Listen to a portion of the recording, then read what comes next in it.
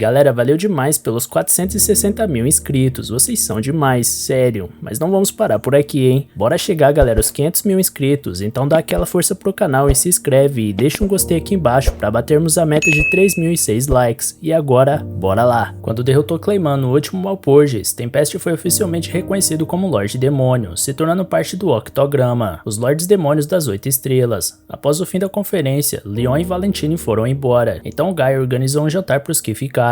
Na primeira mordida no cozido de tigre de pelo preto, Tempest se encanta com a maciez da carne junto do molho, por isso ele manda Rafael analisar a receita. Olhando para Milin, devorando a comida feito um ogro, o Slime nota que não precisa se preocupar com regras de etiqueta naquele lugar. Além da carne, Milin estava tomando uma birita como uma forma de compensar a si mesma depois de fingir que foi manipulada. Draguel questiona se a garota não poderia ter parado de fingir antes, já que o Clayman nunca se abriu sobre quem estava controlando, mas a Dragonoid não queria perder a chance de sair no braço com o Rimuru. Porém, mesmo sendo a mais velha da mesa, Milin teve seu copo confiscado pelo Tempest, enquanto Guy percebe que esse conhaque foi feito das uvas de Euranásia. Depois que eles começaram a importar as frutas de lá, criar estoques dessa bebida não é mais um problema, por isso o Octagrama pode aproveitar o goró sem moderação. Dagruel comenta que a Valentine iria adorar essa bebida, e Tempest reflete que adoraria ter perguntado algumas coisas pra ela, depois do Walpurgis ter terminado tão bem. Sendo assim, o garoto finalmente retorna para a cidade de Tempest, e ao chegar ele se assusta com a recepção dos habitantes, que se curvam perante sua presença. Dentre todos, o mais acalorado era Rigor, que junto do Diablo, os dois homenageiam o herói por ter garantido seu espaço no Octagrama. Em seguida, os viajantes tiram um tempo para relaxarem e degustarem um pudim de matcha. Ao servir a refeição, Haruna comenta que não é tão boa na cozinha quanto a princesa Shuna, mas dá pro gasto. Diablo serve um pudim pro Veldora em troca das informações que conseguiu, e com isso Tempest descobre como o dragão sabia o que foi decidido no Walpurgis. Pego com a boca na botija, Veldora admite que vendeu as informações em troca de 3 pudins. E antes que alguém diga que ele não precisa comer, o dragão argumenta que a questão é que ele quer comer. Depois, Diablo comenta com Xion que concluiu a missão dada pelo Tempest com perfeição, até que o próprio Tempest questiona como o demônio voltou nessa hora tão exata, quando ele explica que estava resolvendo outros problemas, até que o Veldora aconselhou ele a retornar. Tempest ensina uma lição pro dragão e confisca o pudim dele. Depois, o Slime pergunta pro Diablo se Falfmuth tá tão tranquilo ao ponto dele voltar, então o demônio explica que seu informante tá ativo e cuidando daquela região conforme o planejado.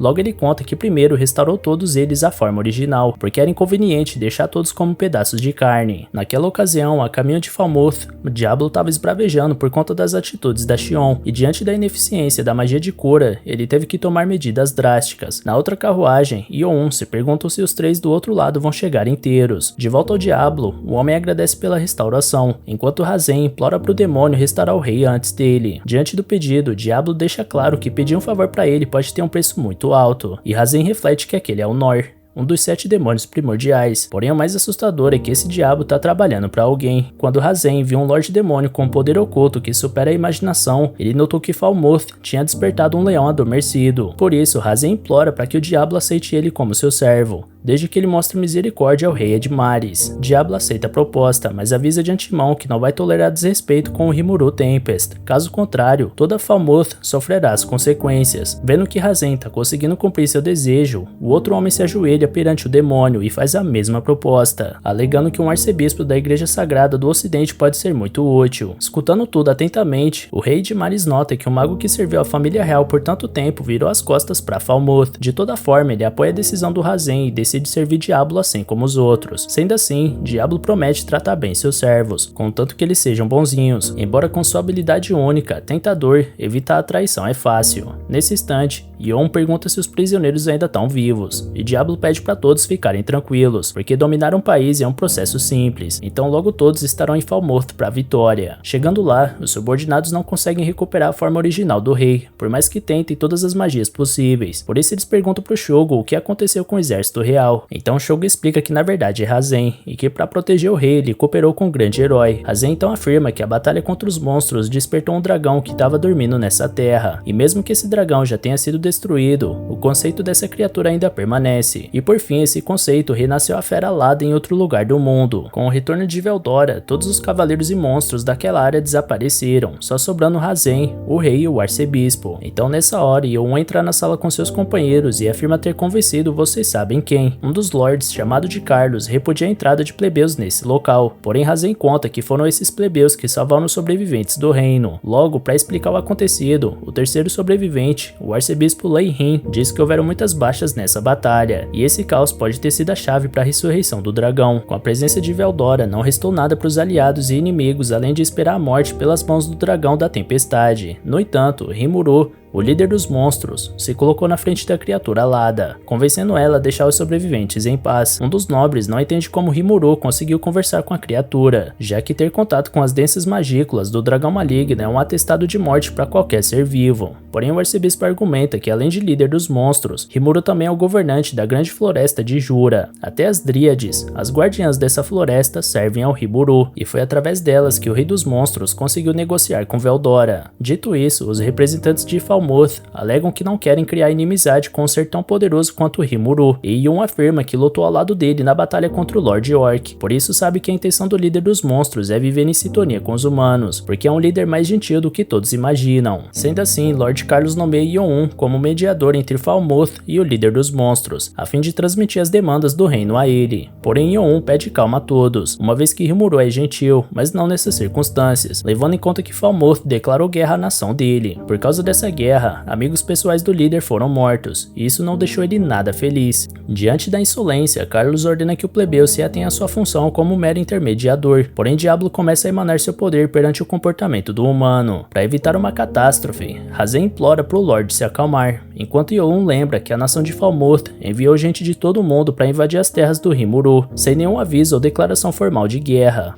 O próprio Yolun, nascido e criado em Falmoth, ficou chocado com essa notícia quando foi enviado para aquelas terras na missão de negociar a paz. Por isso teve que implorar por um acordo para não ver sua terra natal em ruínas. Com isso, o Lord Carlos perde a linha e grita que um mero servo não tem o direito de falar em nome do reino. Então Razem faz o favor de congelar o homem para impedir que a tensão do local ficasse ainda mais aflorada. Logo ele assume a palavra e confirma que a fala do Yolun é verdadeira. Falmoth foi derrotada e todos os 3 sobreviventes estão diante de todos na sala do trono, inclusive o próprio rei, que foi transformado dessa forma após entrar em contato com as magículas do dragão. Os 3 estavam presos, porém o próprio Yolun recomendou que eles fossem libertados. A nobreza de Falmoth mal pode acreditar que sua poderosa nação foi derrotada por uma horda de monstros, mas a essa altura só restava aceitar a verdade e as condições impostas por seu líder, Rimuru. Sendo assim, Diablo se aproxima do soberano dessa terra soltando uma risada de satisfação, afirmando que agora vai libertar o rei como prometido. Os guardas apontam suas armas para o homem que invadiu o espaço da Vossa Majestade. Então Diablo se apresenta como leal mordomo do rei Rimuru e aplica um medicamento no monarca. Algum tempo depois, Edmaris começava a se recuperar por completo, e por isso ele agradece ao Diablo. Em seguida, o suposto mordomo anuncia ter uma mensagem direta do rei dos monstros, dizendo que daqui a uma semana, representantes das 2 nações vão se reunir em Falmoth, com o objetivo de selar a paz entre esses povos. Dito isso, Rimuru concede 3 opções aos humanos. A primeira opção é o rei Edmaris abdicar do trono e o reino pagar uma indenização, ou então, Falmoth pode optar por se render à nação dos monstros e se tornar um estado vassalo. Caso nenhuma dessas condições for escolhida, a guerra vai permanecer. Por fim, Diablo anuncia que uma semana foi dada para o reino de Falmoth dar uma resposta.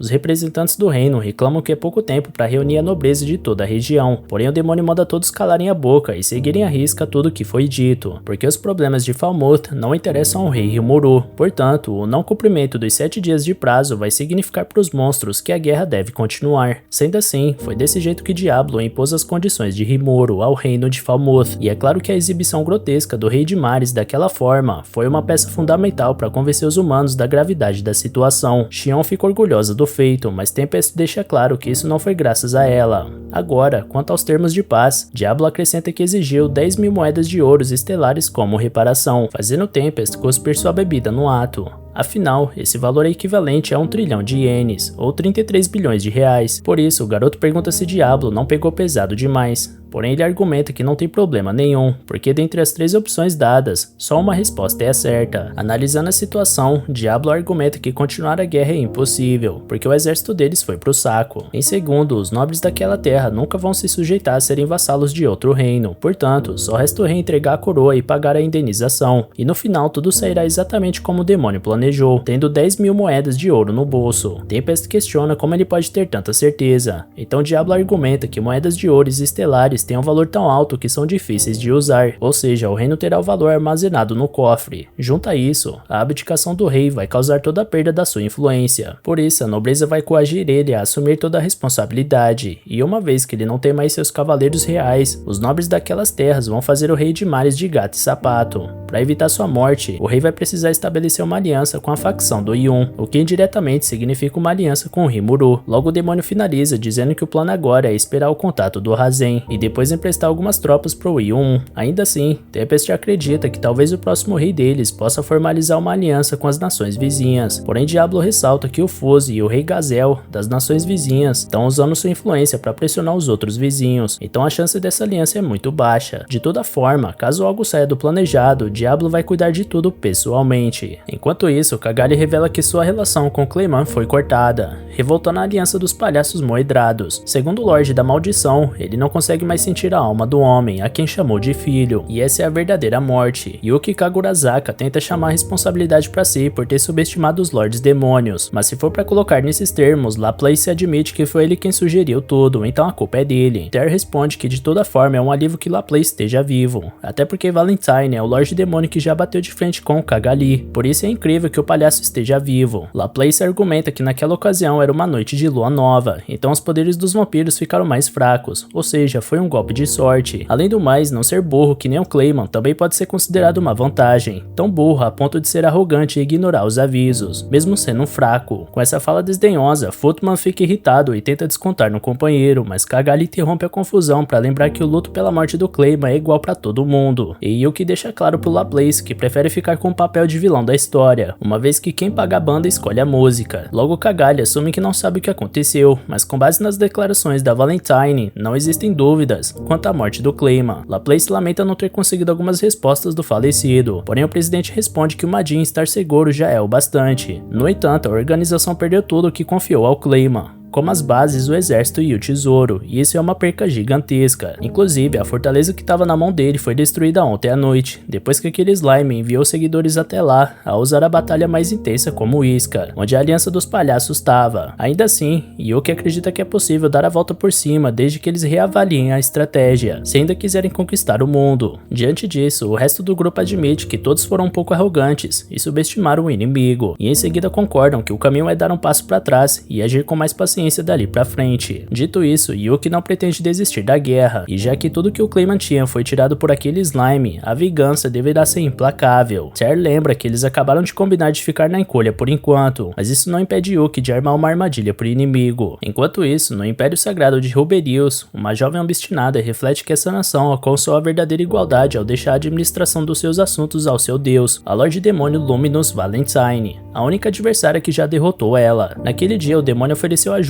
quando ele perdesse o caminho, então a garota descobriu que Valentine lidava com tudo de forma muito tolerante, mas ainda assim tem noção que depender de um Lorde Demônio pra tudo é um grande problema. No fim do dia, tudo que a guerreira tem ao seu lado é sua própria força, e isso ela conquistou a ser treinada desde jovem até entrar para a Igreja Sagrada Ocidental. Um ano depois disso, ela já era uma cavaleira sagrada, e no ano seguinte foi nomeada capitã do seu regimento, mas a médica foi escalando os degraus da hierarquia. Ela ia descobrindo aos poucos a verdadeira natureza da igreja, que escondia o fato do Santo Imperador de Ruberius ser na verdade um vampiro chamado Luis, que por acaso é o irmão gêmeo mais velho do Lorde Demônio Roy Valentine, ou seja, um vampiro se declarou Deus para governar os humanos. Mesmo sozinha, a jovem capitã teve que bancar sozinha o peso de enfrentar essas entidades malignas, e após uma batalha sangrenta que quase culminou na sua morte, ela conquista a vitória que deu fim aos gêmeos diabólicos. Após o término do embate, Valentine resolve dar ao ar da graça para não permitir que os gêmeos morram e deixem ela para trás, jogando por água abaixo todo o esforço da humana antes de aconselhar ela a não morrer agarrada nesses propósitos arrogantes e inúteis. Com as mãos no rosto da capitã, Valentine compreende que a intenção da humana é esmagar o que ela entende ser o mal, mas afirma categoricamente que a compreensão de maldade de uma garota insignificante não vale de nada, e que bancar a justiceira no mundo real é coisa de criança. Mas como viu que a jovem derrotou seus servos de confiança, a Lorde Demônio dá uma semana para ela superar a prova dos 7 lunares, e depois disso disso será quando as duas se enfrentarão pessoalmente. No entanto, depois de ter passado no teste, a capitã foi derrotada e se rendeu a Luminous Valentine. Vampiros de alto escalão como ela não precisam matar humanos para viver. Apenas com um pouco de sangue, eles se alimentam da energia vital contida nele, e os vampiros mais evoluídos vivem pela eternidade sem sequer precisarem disso. Até onde a jovem capitã sabe, quanto mais feliz é o humano, mais saboroso é o sangue dele. Porém, Valentine proíbe os vampiros de consumirem muita energia vital, e essa política foi responsável por alavancar Ruberius a um grau incomparável de ordem e justiça dentre as nações do ocidente. Para manter essa utopia, a capitã dos Cavaleiros Sagrados é responsável por proteger Luminous Valentine, que governa a nação do alto de um palácio construído no cume mais alto dessa terra. Ao entrar nesse palácio, a capitã Hinata Sakuguchi é avisada por Louis Valentine que seu irmão, Roy, morreu ontem à noite. Um intruso invadiu o palácio e executou Roy assim que ele voltou do Walpurgis. Diante dessa tragédia, Hinata reflete que um ser capaz de derrotar um Lorde Demônio não é uma força a ser ignorada, enquanto Louis alerta que a morte do seu irmão pode causar um abalo na fé dos seguidores. Por essa razão, Louis menciona que a Grande Floresta Jura permanece estável mesmo com a volta do dragão Veldora, e Hinata lembra que essa estabilidade se deve ao fato dela ter deixado o Slime Rimuru escapar. A capitã teve em mãos a chance de eliminar o líder dos monstros e o responsável pela ruína do reino de Falmouth, mas poupou o alvo porque os objetivos dele e da sua mestra não batem de frente em nenhum ponto. De toda forma, Louis ressalta que os anjos podem intervir caso a Federação de Jura continue crescendo nessa velocidade. Isso seria terrível para a pretensão da Luminous de conquistar uma vitória total na próxima grande guerra tema. Ironicamente, é possível que a fuga com a vida do Slime seja benéfica, porque uma nova ameaça surgiu na Grande Floresta Jura, e esse perigo deve fazer todas as nações ocidentais se unirem. Com a morte de Roy, essa ameaça deve se tornar um inimigo comum dessas nações. Hinata não sabe até que ponto essa previsão pode se concretizar, mas tem certeza que a estabilidade da Floresta Jura é um ponto-chave para os monstros coexistirem com os humanos. Além disso, aquele mercador do leste passou informações para a capitã ontem à noite, por isso talvez ele esteja querendo usar Hinata. Logo, realmente pode ter sido uma boa coisa ter poupado o Rimuru. Louis revela que a estratégia de agora é usar aquela região como uma barreira contra o leste, mas isso depende do Rimuru sobreviver ou não ao Walpurgis, e com a chegada iminente da Luminous, em breve eles saberão o que vai acontecer. Hinata comenta que Luminous vai se abalar com a morte do Roy, porque ela é gentil, enquanto Louis responde que nem ao menos consegue se sentir triste com a partida do irmão mais novo. Algum tempo depois, com a chegada da líder, os dois anunciam a morte de Roy Valentine, e sua irmã muda de expressão ao receber a notícia. Com sua frieza habitual, Louis pergunta sobre o Walpurgis, então a vampira analisa que essa é a essência do que aconteceu ontem à noite, e aquele maldito dragão ficou no caminho dela o tempo todo. Ainda assim, isso também é culpa do Roy, porque se ele estivesse por perto, Luminous poderia ter revivido ele. Hinata assume a responsabilidade por ter deixado o Slime fugir, porém a vampira lembra que isso foi ordem dela. Por fim, a Lorde Demônio discursa que não é hora de chorar pelo leite derramado, porque o dragão maligno tá de volta com um novo Lorde Demônio chamado Rimuru. Diante da ameaça, Hinata se candidata a enfrentar o dragão, porém Luminous responde que ela não teria chances contra o Veldora, afinal, ele é a materialização da energia natural com consciência própria, imune às espadas e feitiços dos homens. Ainda por cima, irritar um ser tão poderoso pode causar uma onda de choque no seu corpo, que causará a devastação do mundo inteiro. Dito isso, Hinata aceita em silêncio, mas por dentro promete matar o dragão se for necessário. No fim, a capitã se arrepende de ter considerado Rimuru um monstro, e não ter escutado o que ele tinha para dizer, ao mesmo tempo que se pergunta se isso não era parte do plano do mercador oriental, que talvez seja um informante, no final das contas. Já quanto a esse Lorde Demônio chamado Rimuru, Valentine decide deixar ele de lado por enquanto, porque felizmente ele não fez contato oficial com os descrentes. Pensando o contrário, Hinata lembra que a cidade que os monstros estão construindo pode acelerar a vinda dos anjos, mas ainda assim, a Senhora dos Vampiros planeja não entrar em colisão contra o Rimuru e o dragão Veldora, porque isso certamente seria mais complicado do que eles podem imaginar. Hinata argumenta que o iluminismo é a crença onde os monstros são inimigos da humanidade, e aquela cidade pode acabar por derrubar esse ensinamento. Por isso Louis gostaria de tornar o líder dos monstros em cúmplice de Ruberius, como um clássico Lorde Demônio do Mal. Porém, Luminous reconhece que Rimuru busca uma coexistência pacífica com os humanos, por isso já demonstrou por A mais B que jamais se corromperia a esse ponto. Sendo assim, o jogo agora é observar com cautela e evitar medidas precipitadas, além de revelar a verdade aos seguidores sobre a chegada do dragão do Vendaval e tentar estabelecer relações diplomáticas com Rimuru sem incitar qualquer reação agressiva. De toda forma, não é como se Luminous fosse se rebaixar para não causar uma guerra, porque o próprio Rimuru também sabe que não é boa coisa gerar um conflito contra ela. Enquanto isso, no reino de Falmouth, o rei Edmares anuncia que vai aceitar os termos do Tempest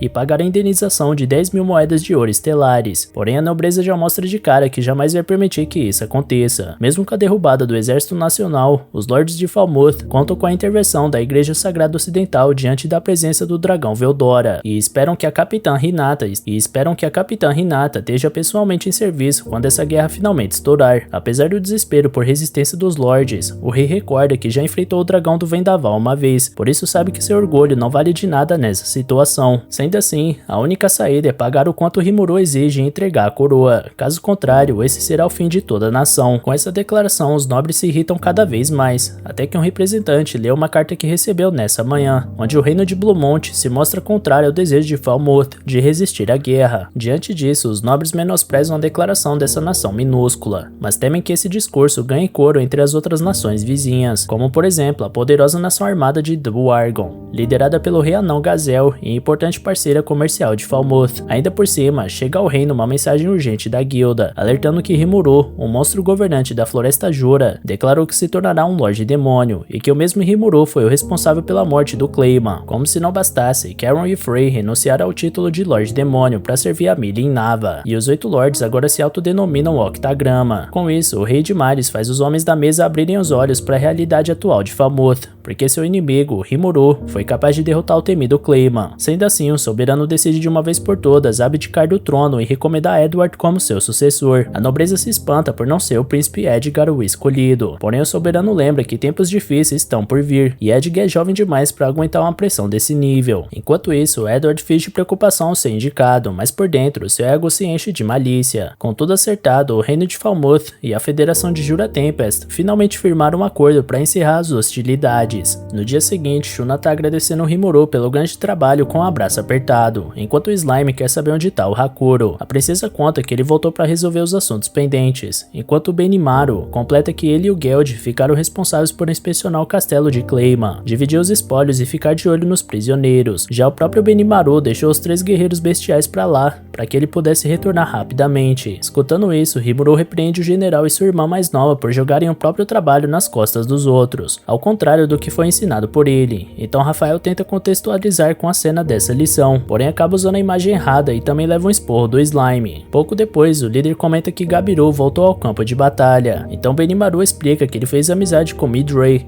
um subordinado da Milin, então ficou por lá para ajudar no conflito. Diante disso, Rimuru manda transportarem os prisioneiros para que eles não se rebelem assim que Jura Tempest virar as costas, porém o general dá a entender que botou pressão nos prisioneiros para que eles não tentem nada. Quanto ao Gabiru, ele deve retornar em breve com os 3 guerreiros bestiais. Depois que Milin destruiu a capital de Eurasania, o comando de Jura decidiu deixar os refugiados e prisioneiros morrerem ali em Tempest. Alguns fazem parte do povo fera e desejam aprender com a tecnologia local, portanto os fortes fisicamente Magins vão ficar sob o comando do Geld, trabalhando nas terras que formavam a Eurasania. Como esse território pertence a Milin, ela vai ficar feliz em saber que uma nova capital está sendo construída naquelas terras. Quanto aos prisioneiros Magins, o general deixa claro que vai ficar de olho neles. Em seguida, Rigord começa a explicar as circunstâncias a todos, enquanto Rimuru fica feliz por dentro ao ver que seus subordinados já trabalham sozinhos sem precisarem dele, mas ao mesmo tempo fica preocupado em não ser mais necessário. Alguns dias depois, Rimuru é informado por Diablo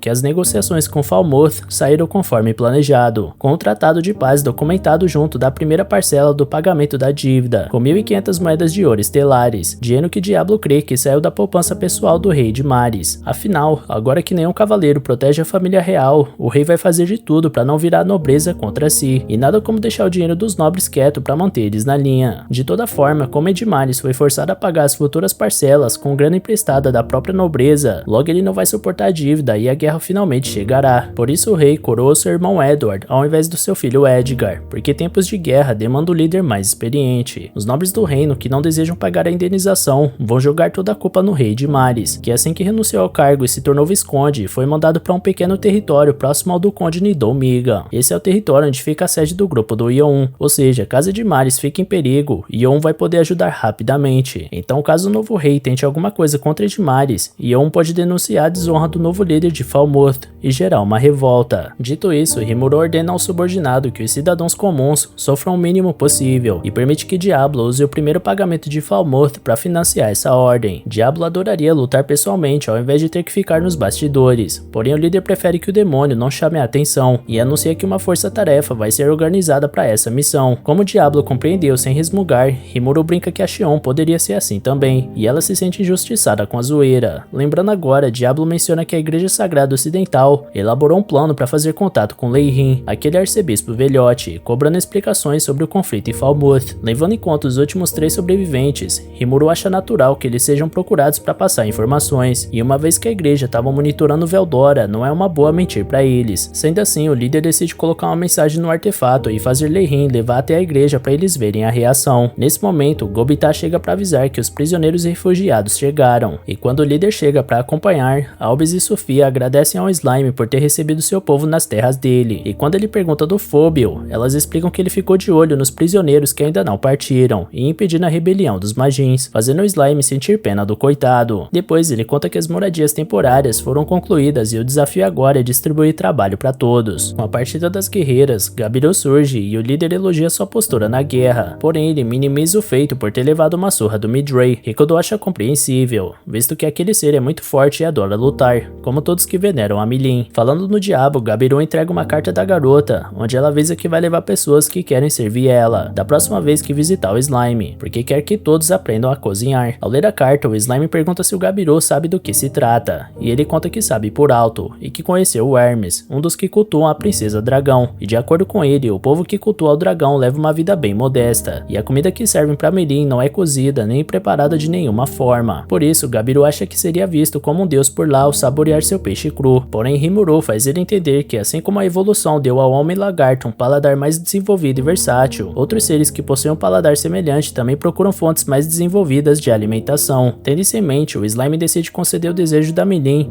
e ofereceu uma ótima estadia para a amiga. Dito isso, Gabiroe compreende a ordem em parte. Um mês depois do Walpurgis, a cidade estava extremamente movimentada e trabalhando a todo vapor, e aparentemente os moradores de fora estavam perfeitamente ambientados. De repente, Geld chega parecendo abalado com alguma coisa, portanto eles se reúnem com Rimuru para explicar o que aconteceu. Depois de organizar os prisioneiros e mandar eles para várias unidades, eles começam a limpeza do terreno, mas várias tretas começam a surgir. Por exemplo, é simples para os orcs superiores se comunicarem através do pensamento, mas isso não funciona com o povo fera e os magins. Então, alguns magins se recusaram a seguir ordens, e mesmo os dispostos a trabalhar não mostraram resultado. Por essa razão, Geld admira a capacidade do líder de juntar os seres num propósito em comum. Diante disso, Rimuru confessa que não é fácil ensinar o senso coletivo para as pessoas, e se lembrando de quando trabalhava no escritório, o garoto afirma que a melhor coisa a ser feita diante de uma frustração é se encher de bebida, por isso chama o orc para afogar as mágoas. Mais tarde, no bar, Geld desabafa que não dá para forçar todo mundo a amadurecer na mesma velocidade, e quanto mais gente você tem para organizar, mais difícil é. Traine acrescenta que às vezes é até melhor fazer tudo sozinho, enquanto Rimuru tenta acalmar o orc. Por dentro, o garoto lembrava da sua rotina estressante naquele escritório, onde sempre tinham os operários que não seguiam ordem, os novatos que encobrem seus erros e superiores colocando a culpa nos outros. Por isso ele decide pedir mais uma dose da mais forte. No dia seguinte, Xion pergunta se o líder virou a noite no bar com o Geld,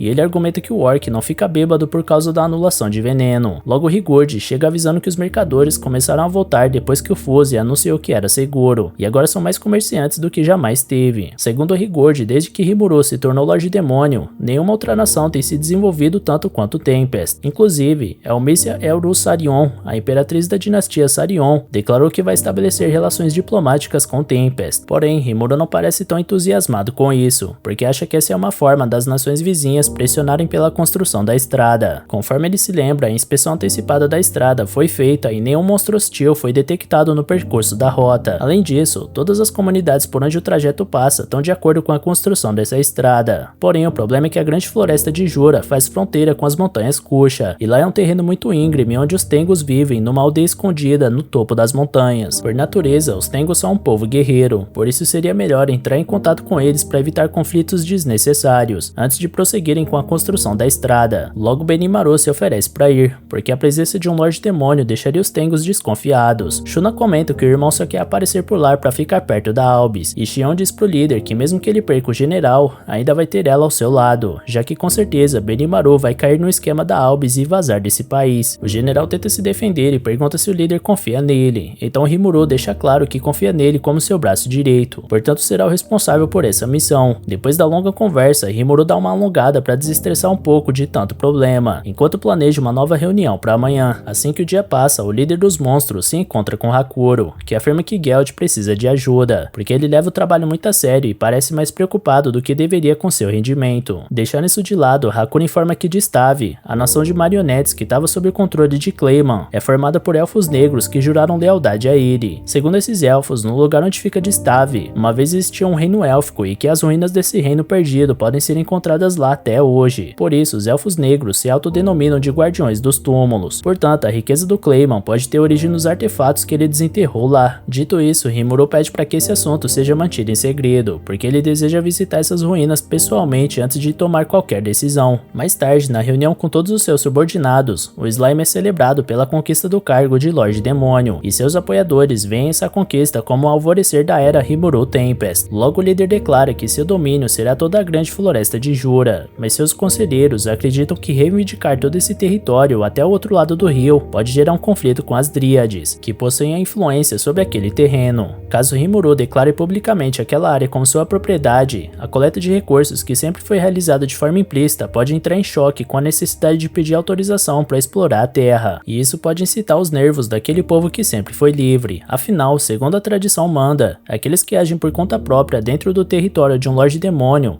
são automaticamente taxados como rebeldes, porque o poder e influência de um indivíduo com esse título são enormes e jamais são ignorados. Pegando carona com o papo, Gabiru comenta que avisou seu pai, Abiru, que Rimuru agora é um Lorde Demônio, por isso com certeza os Homens Lagartos virão para felicitar o novo líder. Como ele bem disse a Xion, seu pai faz questão de cumprimentar Rimuru pessoalmente. Escutando isso, Rimuru dá um esporro na secretária por não ter avisado antes, e logo reflete que se os Homens Lagarto fazem questão de cumprimentar o Lorde Demônio, certamente várias outras raças menores farão o mesmo. Por isso, ele declara que um grande anúncio deve ser feito como uma forma de apresentar sua cidade ao mundo inteiro. Assim, todos os convidados viriam de uma vez, ao invés do líder ter que receber meia dúzia de gatos pingados todo dia. Sendo assim, levando em consideração que a cidade precisa de mais mão de obra, Rimuru decide fazer esse anúncio como uma campanha para atrair novos moradores. Então, uma grande festa poderia reunir todas as raças, mostrar a cidade para possíveis novos cidadãos, e de quebra ele poderia receber Milin como uma celebração de grande porte. Diante disso, todos os presentes se mostram entusiasmados com a ideia de um festival, e a ideia é aceita por todos. E galera, dá bastante like aí embaixo e comenta pra incentivar a gente ainda mais a trazer continuação desse anime, beleza? Valeu galera, se cuidem!